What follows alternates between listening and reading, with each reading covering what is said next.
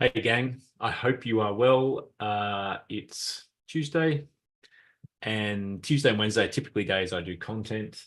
This week I'm going to talk about the difference between intentions and expectations. I talked to many clients about this, but in particular I was talking to a client of mine who's in the construction industry. She's runs a big business. And we had lunch the other day and we got talking about the challenges she's had in her role, which has created substantial change in what she does today from what she did a year ago.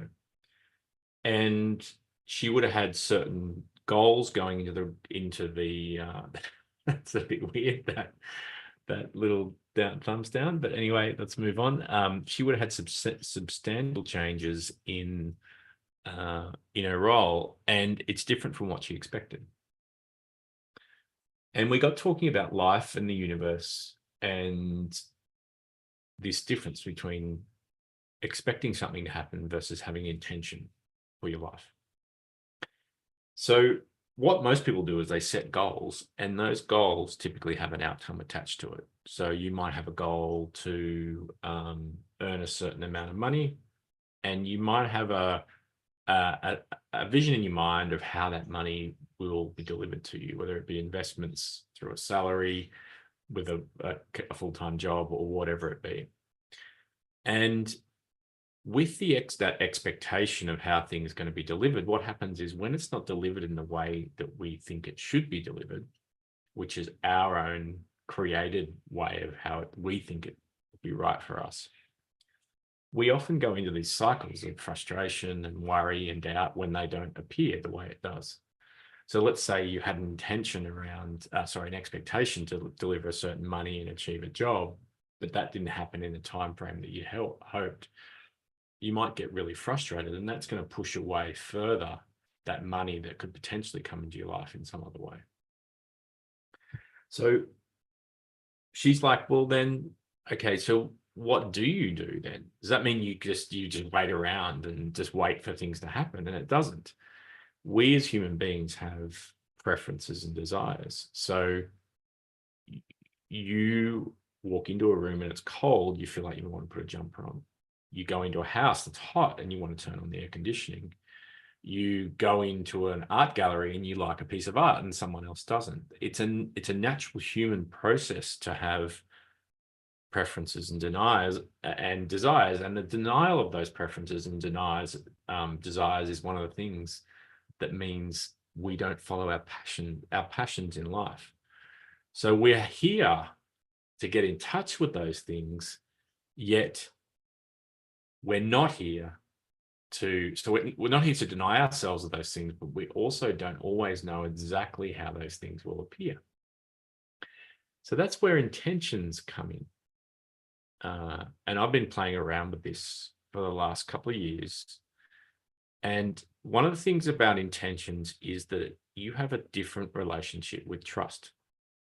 So rather than set a goal that's got an expectation to it, you set an intention. So you might set an intention like, I want to travel and work in different countries around the world. So that might be a large intention. You might also have a small intention every time you get in the car, which is one like, I want to have a safe and easy journey that gets me from A to B, or something like that. And it basically is sending out an energy to the universe about what you would like. Now, why I like intentions is because they can delight and surprise you. So when we set an expectation, we often get frustrated when it doesn't look the way we want it to. But when we set an intention, it's signaling to the universe that that's what we want, and it can deliver it in the best way for you that you never thought possible. Most of us are conditioned, rightly, to set expectations for what we want. The world tells us that we deserve everything that we think we want, and we get frustrated when we don't get it. I'm saying it's absolutely okay for you to hold that desire in your heart for what you want. But I'm also saying that the frustration and worry loop you get on when it doesn't turn up the way you want it to look or in the time frame that you like is going to push it further away. And intention says, I own my desire, I own what I would like, and I'm putting it over to you, universe, to deliver it in the way that's the best for me. You can experiment with this, try it on some small things, and then try it on some big things. And what it requires you to do is to trust within yourself that you are worthy of that thing or that intention that you've set. It's a beautiful way to live because you can respect your desires and you can respect what you want to create in this life, but through the intention, but you don't need to expect how it's going to look. I hope that's been useful, and share, like, subscribe, send this around to anyone you think it would be useful for, and let me know in the comments, how did you go experimenting with intentions and expectations? Talk soon. See you.